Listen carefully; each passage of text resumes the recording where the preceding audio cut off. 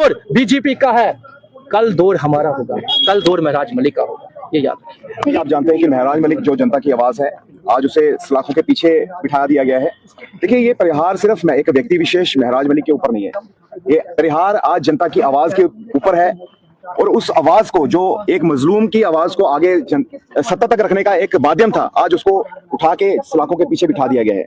दोस्तों, जब एक चुने हुए प्रतिनिधि को, जिसकी आवाज से एक अवाम की जो बातें हैं वो सत्ता तक पहुंचती हैं, जब उसको आप उठा के जेल के अंदर रखेंगे, ये परिहार सिर्फ एक व्यक्ति पे नहीं है, ये लोकतंत्र व्यवस्था पे है। दोस्तों, पीएसए जो है वो तब लागू किया जाता है जब पब्लिक ऑर्डर का कोई, हमें लगता है कि उसके ऊपर कोई परिहार है या कुछ उसमें खामी है। परंतु मुझे लगता है कि ये आज के तारीख पे राजनीतिक हथियार बन चुका है, जिसका लाभ राजनीतिक में हो रहा है, तो हम इसको नहीं सहेंगे।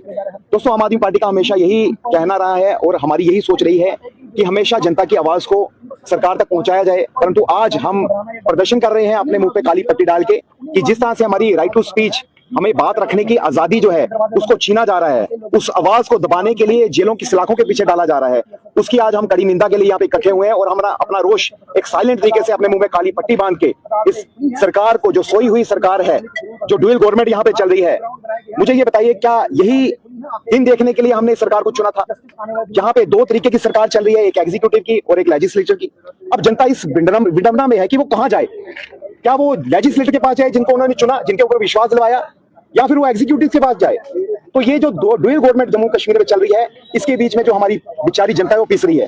और आज महराज मलिक, जो एक जनता के प्रिय नेता, प्रतिनिधि, जो हमेशा उनकी आवाज उठाने के लिए तत्पर रहे, आज जब उनको सलाखों के पीछे बिठा दिया गया है, तो मैं आपको आश्वासन देता हूं अपनी जनता को, जो उनके साथ है और सड़कों पे उतरी है, कि हम पूरा जोर लगा देंगे, चाहे हमें वो अदालतों में लगाना पड़े या सड़कों पे लगाना पड़े, वो जोर हम पूरा लगाएंगे। और हम ये मांग करते हैं कि सरकार ये सुने कि वो जो प्रतिनिधि है, जो जनता की आवाज उठाता है और जनता के लिए ही बना है, उसको जल्दी से जल्दी रिहा करिए।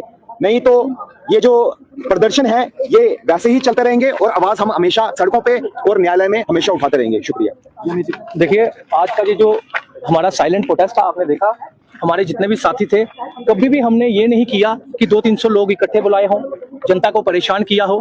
हम जनता के साथ हैं। हमें महराज मलिक जी का एक ही मैसेज है कि पीसफुल प्रोटेस्ट कीजिए और अपनी बात रखिए और जनता तक पहुंचाइए, और पूरे जम्मू कश्मीर ही नहीं, देश तक पहुंचाइए कि बात सिर्फ महराज मलिक जी की नहीं रही, बात हर एक उस शख्स की हो चुकी है जो जम्मू कश्मीर में रहता है।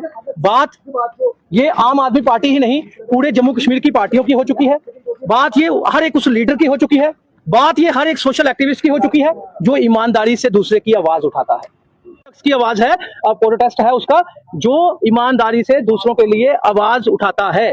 पीएसए को जम्मू कश्मीर से हमें टोटल खत्म करना होगा, नहीं तो आज एक ऑफिसर ने अपनी पावर का मिसयूज करके, abuse of power, abuse of chair, उसका इस्तेमाल करके जो पीएसए लगाया है, इस पीएसए को अगर उमर अब्दुल्ला साहब की सरकार ये इनिशिएटिव ले, तो आप यकीन मानिए सभी पार्टियां उनके साथ आ जाएंगी और पीएसए को टोटल जो है जम्मू कश्मीर से रिवोक ही कर देना चाहिए, ताकि किसी पे, कोई भी इंसान निर्दोष पे पीएसए ना लगा सके।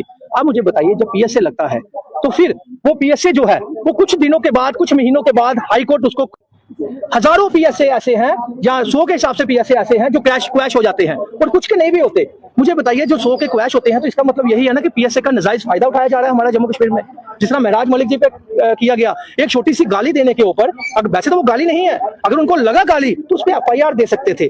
आज जम्मू कश्मीर की जनता त्रस्त हुई है, आज जम्मू कश्मीर की आवाम रो रही है, आज जम्मू कश्मीर की आवाम डर के माहौल में जी रही है। अब हमारा हाल देख लीजिए, हम भी चुप करके पीसफुल तरीके के साथ साइलेंट प्रोटेस्ट कर रहे हैं। हमें भी ये रहता है कि यार, आज अगर महराज मलिक जी पे पीएसए लग गया है, कल को ये किसी पे भी लगा सकते हैं, कल को उसको भी बता देंगे ये फलाना है, ये फलाना है, ये फलाना है। आज प्रशासन राजनीति चल रहा है।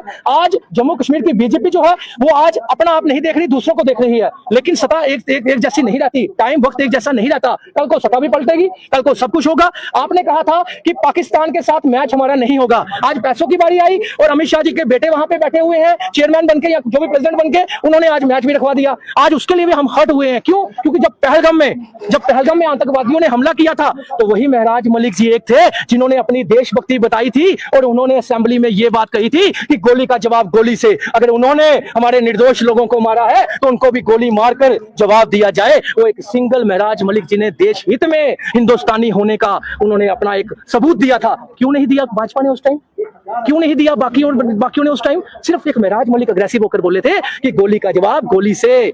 उन्होंने हमेशा ये कहा कि मैं हिंदुस्तानी हूं, मैं हिंदुस्तानी रहूंगा और मैं हिंदुस्तानी का खाता हूं और हिंदुस्तानी का गुण गाता हूं और हिंदुस्तान की जनता की पैरवी करूंगा।